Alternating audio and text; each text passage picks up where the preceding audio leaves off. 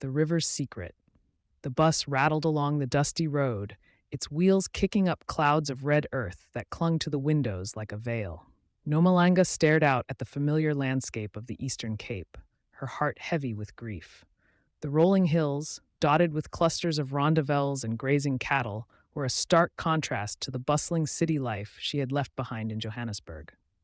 She had returned to her rural village after receiving the news of her mother's passing, a loss that left her feeling untethered and adrift. As the bus came to a halt at the village square, Nomalanga stepped off, her suitcase in hand. The air was thick with the scent of wood smoke and the distant hum of cicadas. She was greeted by the sight of her childhood home, its thatched roof sagging slightly under the weight of years. The village had changed little since she had left, but it felt different now, as if the very earth beneath her feet held secrets waiting to be uncovered. She took a deep breath, steeling herself for the days ahead, unaware that the journey she was about to embark on would change her life forever. The days following her arrival were a blur of rituals and condolences. Nomalanga moved through the motions of mourning, her mind a whirlwind of emotions. The villagers came in droves, their faces etched with sympathy as they offered their condolences and shared stories of her mother's kindness and strength.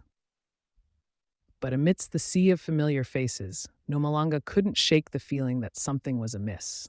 There were whispers, fleeting glances, and hushed conversations that fell silent whenever she approached. One evening, as the sun dipped below the horizon, Nomalanga found herself sitting by the river, where she had spent countless hours as a child. The water glistened in the fading light, its surface rippling with the secrets it carried. It was here that her mother had often brought her, telling her stories of the ancestors and the spirits that dwelled within the river. Nomalanga felt a pang of longing as she remembered her mother's voice, soft and melodic, weaving tales of love and loss. She closed her eyes, allowing the memories to wash over her, and for the first time since her return, she felt a glimmer of peace. The peace was short-lived. The following morning, Nomalanga discovered a letter tucked away in her mother's belongings. It was addressed to her, written in her mother's delicate handwriting. Her heart raced as she unfolded the paper, her eyes scanning the words that would unravel the fabric of her reality. The letter spoke of a love that had been forbidden, a secret that had been buried for decades. Her mother confessed that Nomalanga's father was not the man she had always believed him to be, but a Xhosa chief with whom she had shared a passionate yet illicit romance. Nomalanga's hands trembled as she read the words, her mind struggling to comprehend the magnitude of what she had just learned. The man she had called father was not her biological parent, and her true father was a man of great stature within the Xhosa community. The revelation left her feeling both betrayed and curious, as if a door had been opened to a world she had never known existed. She knew then that she had to uncover the truth, not just for herself, but for her mother, whose love had been shrouded in secrecy for far too long. With the letter clutched tightly in her hand, Nomalanga set out to piece together the fragments of her mother's past. Her first stop was the village elder, a man named Mthunzi, who had known her mother since childhood. Mthunzi was a repository of knowledge, his mind a treasure trove of stories and histories that spanned generations. Nomalanga found him sitting beneath the shade of a large acacia tree, his eyes closed, as he listened to the wind rustling through the leaves. When she approached him, Mthunzi opened his eyes and regarded her with a knowing look, as if he had been expecting her. Nomalanga hesitated for a moment before handing him the letter, her heart pounding in her chest. Mthunzi read it slowly, his expression unreadable. When he finally looked up, there was a sadness in his eyes that mirrored her own. He began to speak, his voice low and measured, recounting the story of her mother's love affair with the Xhosa chief.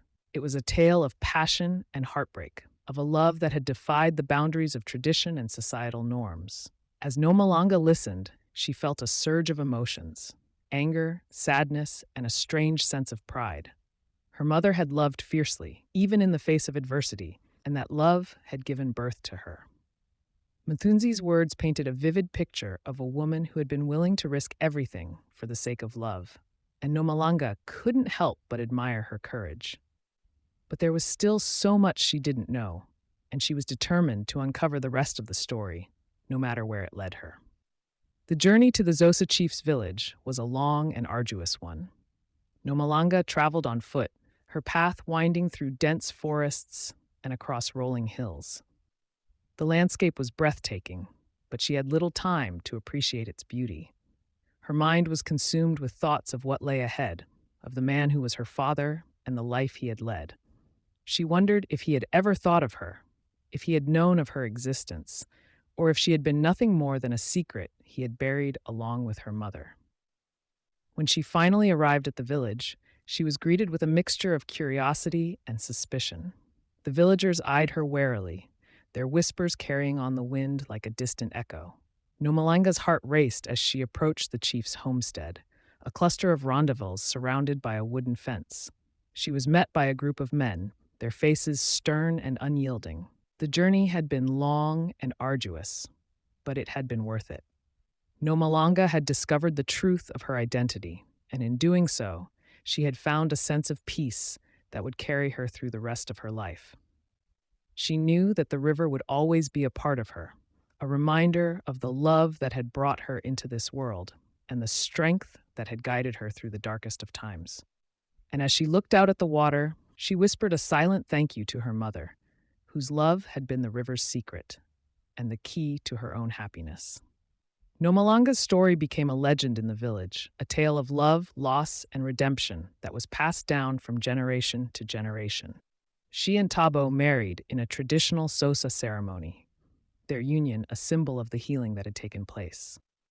Nomalanga's father walked her down the aisle, his eyes filled with pride as he gave her away to the man who would cherish her for the rest of her life. As the years went by, Nomalanga and Thabo raised a family of their own, instilling in their children the values of love, forgiveness, and the importance of knowing one's roots. Nomalanga often took her children to the river, where she would tell them the story of her mother's love and the journey that had led her to discover the truth of her identity. The river became a place of pilgrimage, a sacred space where the past and the present intertwined. Nomalanga's legacy was one of resilience and hope, a testament to the power of love to overcome even the greatest of obstacles. She had faced the shadows of the past and emerged stronger, her heart open to the possibilities of the future. And as she stood by the river, her hand in Thabo's, she knew that her mother's spirit was with her, guiding her on this journey of life.